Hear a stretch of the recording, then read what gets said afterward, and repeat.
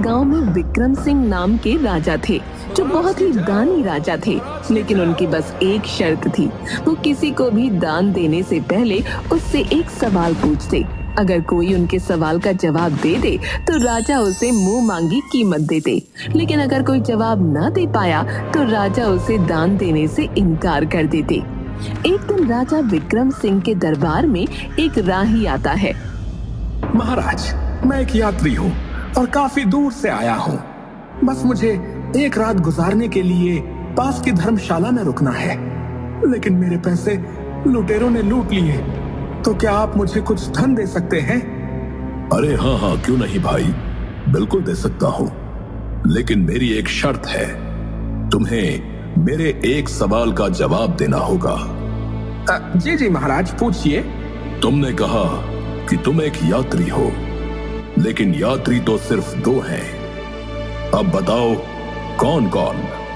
वो आदमी बहुत देर तक सोच में डूबा रहता है।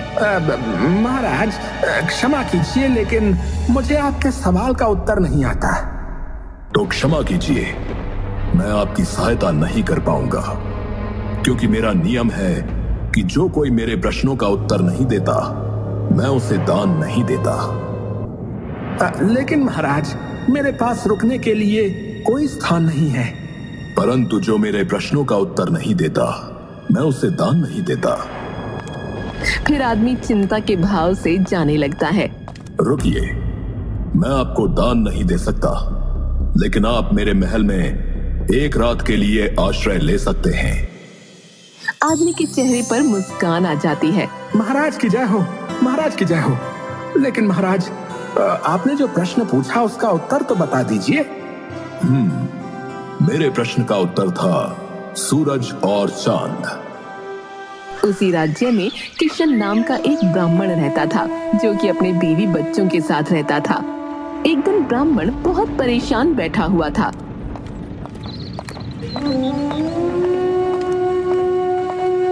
क्या हुआ जी, आप बहुत परेशान दिख रहे हो? क्या करूं भाग्यवान, हमारी बेटी के ब्याह की तिथि नजदीक है, लेकिन अभी तक पैसों का बंदोबस्त नहीं हुआ है। तो परेशान ना हो तो क्या करूं? इसमें परेशान होने वाली कौन सी बात है? हमारे राजा बहुत दानवीर हैं, आप उनसे जाकर कुछ मदद ले लीजिए। वो सब तो ठीक है सुलोचना, लेकिन तुम्हें महाराज की आदत के बारे में तो पता ही है। वो दान देने से पहले प्रश्न पूछते हैं, और अगर उसमें से कोई भी उत्तर गलत हुआ तो वो दान देने से इनकार कर देते हैं। वो तो मुझे पता है, लेकिन मुझे आप पर भी पूरा भरोसा है। आपने इतने वेद पुराण पढ़े हैं, मुझे नहीं लगता कि आप उनके सवालों का जवाब नहीं दे पाएंगे। आप जाइए और उनसे कुछ मदद मांगिए। और हाँ, मैं तो कहती हूँ कि आप अजय और विजय को भी ले जाइए। बात तो तुम्हारी सही मालूम पड़ती है। ठीक है, मैं कल सुबह महाराज के पास मदद लेने हेतु जाऊंगा।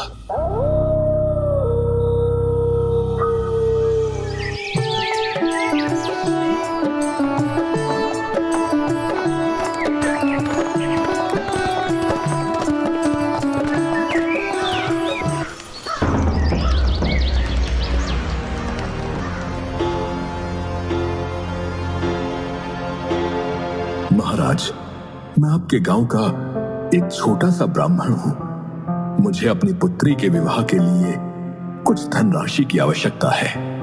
जी ब्राह्मण देवता, आपकी सहायता करना तो हमारे लिए बहुत ही सौभाग्य की बात होगी, परंतु आप तो जानते ही हैं कि मैं दान मात्र उसी को देता हूं जो मेरे प्रश्नों का उत्तर दे। जी महाराज, मुझे पता है, कृपया आप पूछिए जो भी आपको पूछना है। ठीक है ब्राह्मण देवता, तो मैं आपको एक कहानी सुनाता हूं और आप मेरी उन कहानियों को पूरा करना, और अगर आप सही ढंग से उसे पूरा नहीं कर पाए तो मैं आपको दान देने में असमर्थ रहूंगा। जी अवश्य महाराज, कृपया पूछिए। वीरपुर गांव में राजा चंद्रसेन थे, जिनकी पुत्री थी पद्मा, जो कि बहुत ही सुंदर और गुणवंती थी, लेकिन उन्हें कोई भी राजकुमार पसंद नहीं आता।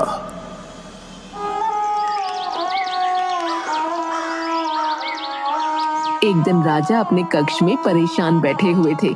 तभी रानी सुभद्रा वहां आ जाती है। महाराज, आप बहुत परेशान लग रहे हैं। महारानी, अब आप ही बताइए मैं क्या करूं। राजकुमारी को कोई भी लड़का पसंद नहीं आता। अब उनकी उम्र भी हो गई है। महाराज, आप इतने परेशान ना होइए। हमारी राजकुमारी बहुत समझदार है। उन्हें पता है कि उनके लिए क्या सही है और क्या गलत। लेकिन महारानी, उन्हें राजकुमार पसंद ही नहीं आता। अब मैं अपनी पसंद के किसी राजकुमार से उनका विवाह करवा दूंगा। नहीं नहीं महाराज, ऐसा गजब मत करना। जब हमारी राजकुमारी को कोई लड़का पसंद आ जाएगा तब वो खुद ही आपको शादी के बारे में कह देंगे। और अगर आपको उनकी ज्यादा ही फिक्र हो रही है तो आप खुद उनसे बात कर लेना। ठीक है महारानी जी, मैं कल ही राजकुमारी से बात करूंगा।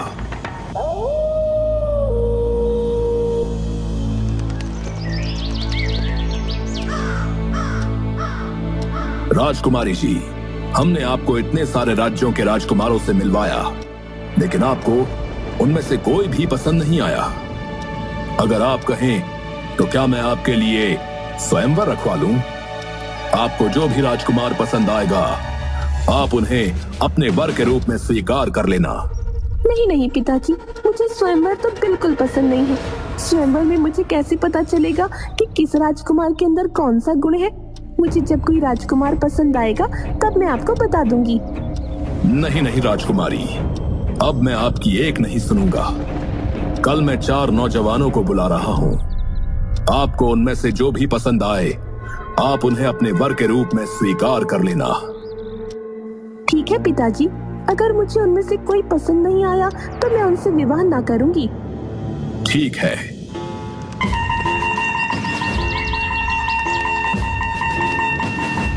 राजकुमारी, ये देखिए, ये हैं 4 राजकुमार।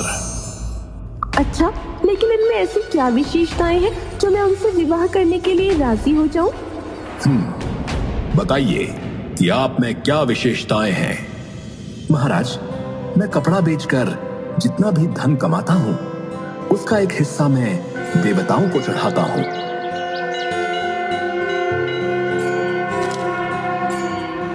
एक हिस्से को अपने ऊपर खर्च करता हूँ और एक हिस्सा बचाकर रखता हूँ और एक हिस्से को अपनी पत्नी के लिए रखता हूँ। और ये कला सिर्फ मुझे ही पता है।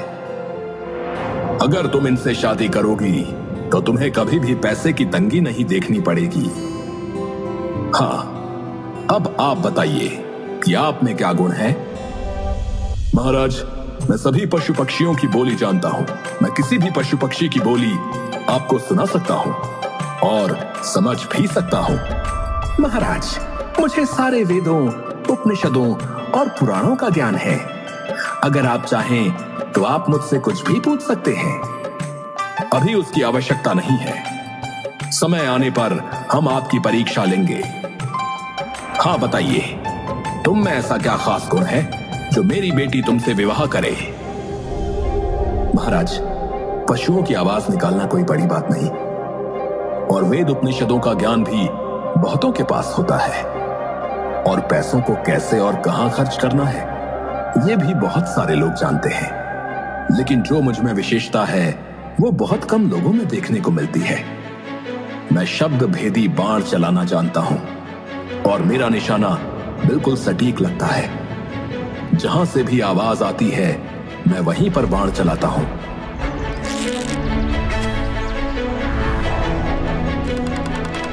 और मेरा निशाना आज तक नहीं चुका। हाँ तो राजकुमारी, बताइए, आप इन 4 में से किसे अपना वर चुनेंगी। हाँ तो बताइए ब्राह्मण देवता कि राजकुमारी इन 4 लड़कों में से किससे शादी करेगी। महाराज, राजकुमारी बहुत ही समझदार थी। अगले दिन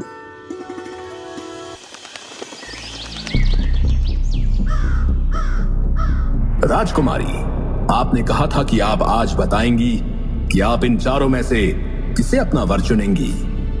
जी पिताजी, मैंने अपना वर चुन लिया है। पिताजी, जो पहले प्रतिद्वंद्वी है वो शिल्पी है, जो पशुओं की भाषा जानता है वो ज्ञानी है, जिन्हें पुराणों का ज्ञान है वह ब्राह्मण है, पर जो शब्दभेदी बाण चलाना जानते हैं वो एक क्षत्रिय है, तो एक क्षत्रांगिनी का विवाह भी क्षत्रिय से होना चाहिए। राजा अपनी पुत्री की बुद्धिमत्ता को देखकर बहुत खुश हो जाते हैं और उनका विवाह चौथे लड़के यानी जो क्षत्रिय था उनसे करवा देते हैं। वाह, अति उत्तम। ब्राह्मण देवता मान गए आपके ज्ञान को। हाँ तो अजय, अब तुम्हारी बारी। मानिकपुर गांव में रमन नाम का एक किसान अपनी बूढ़ी माँ के साथ रहता था। वो दिन भर खेती मजदूरी करके गुजारा करता था।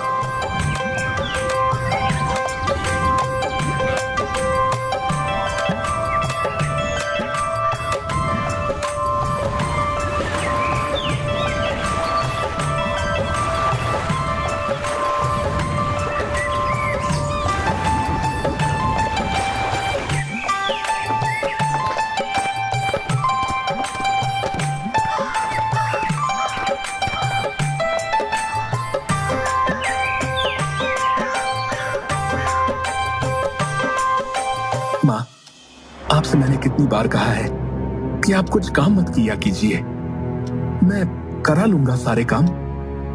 अरे बेटा, तू भी क्या क्या करेगा? घर संभालेगा या खेत संभालेगा? वैसे भी मैं तुझे कब से कह रही हूँ कि मुझे एक बहू ला दे, तो मैं आराम से बैठूंगी। अरे माँ, इतनी सी खेती में हमारा गुजारा होना ही इतना मुश्किल है, तो एक और का गुजारा कैसे होगा? तू तो हमेशा ही बहाने मारता रहता है। सही तो कह रहा हूँ। पर एक दिन रमन जब रात को घर आता है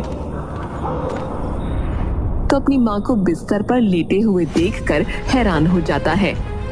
माँ, क्या हुआ माँ? आपका पूरा शरीर आग से तप रहा है। चलिए, मैं शीघ्रता से आपको वैद्य जी के पास ले चलता हूँ।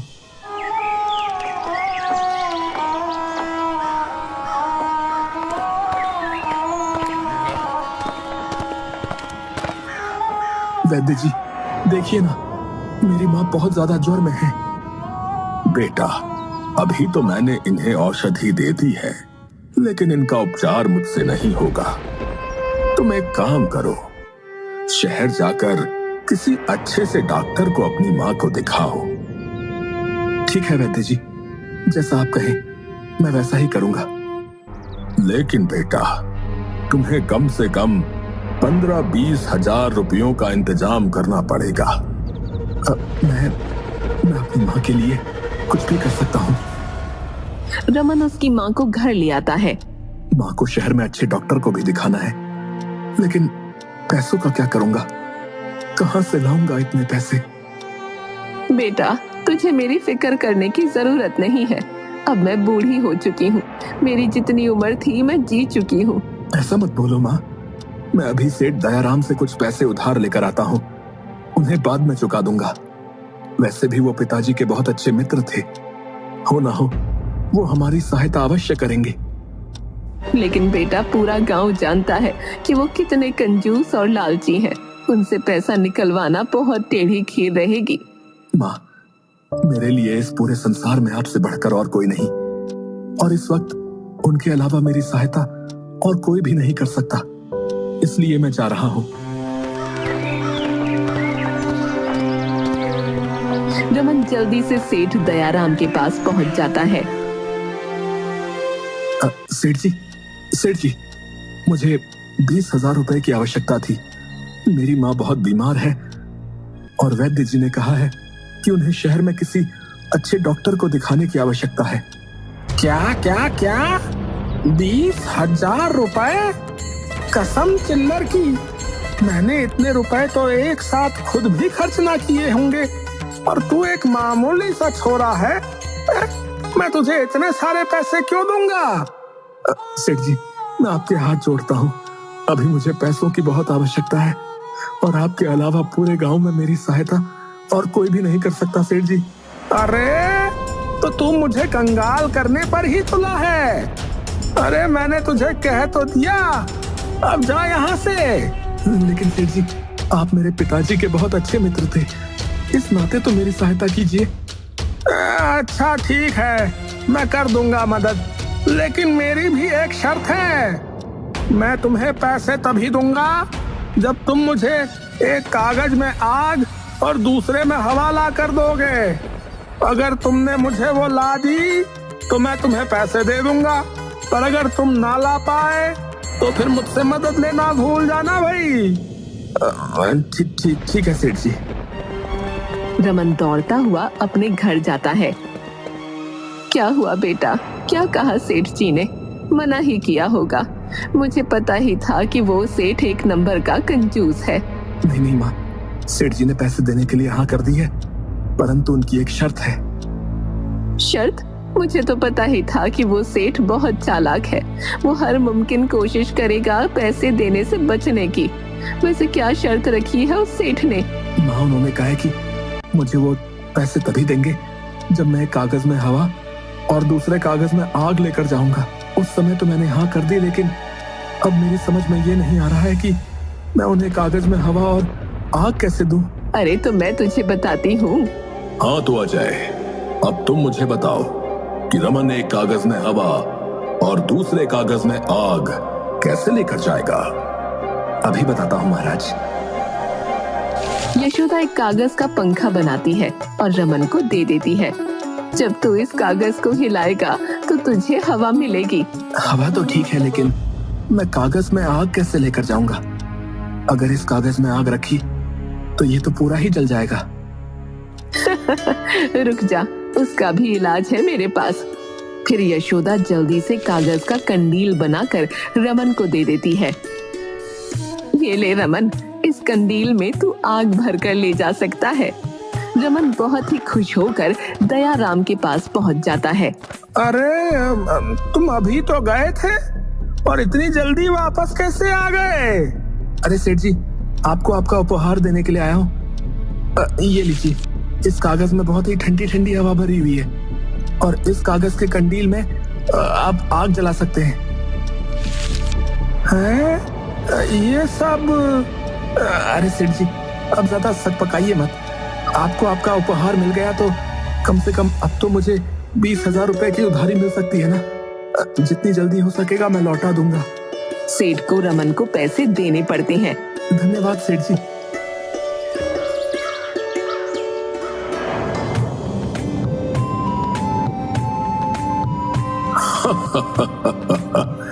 वाह अजय वाह, मैं तुम्हारे उत्तर से बहुत प्रसन्न हूँ।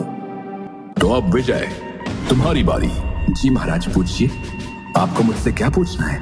विजय, तुम हमारे राज्य में से 2 ऐसे आदमी ढूंढ के लाओ जिनमें से एक ने कभी झूठ नहीं बोला हो और दूसरे ने कभी सच नहीं बोला हो। ठीक है महाराज, आप मुझे आज शाम तक का समय दीजिए, मैं ऐसे आदमी को ढूंढ कर ले आऊंगा। ठीक है।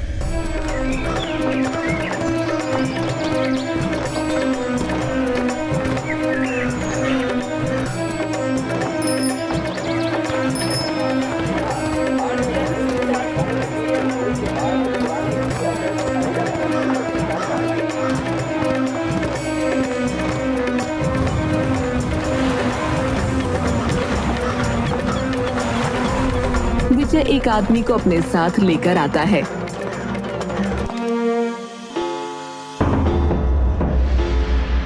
अरे विजय, मैंने तुम्हें 2 आदमियों को ढूंढ कर लाने के लिए कहा था, लेकिन तुम तो बस एक आदमी को लेकर आए हो। महाराज, इस एक ही आदमी के अंदर दोनों गुण हैं। इसने ना कभी झूठ बोला ना कभी सच बोला। पर वो कैसे? क्योंकि महाराज, ये आदमी बोल ही नहीं सकता। क्या? वाह विजय वाह, ब्राह्मण देवता, हम आपके और आपके दोनों बेटों के जवाब से बहुत प्रसन्न हैं। इसलिए मैं आपकी बेटी की शादी अपनी तरफ से करवाना चाहता हूँ। दोनों बेटे बहुत खुश हो जाते हैं। क्या? जय हो राजा विक्रम सिंह जी की जय हो, राजा विक्रम सिंह जी की जय हो, राजा विक्रम सिंह जी की जय हो।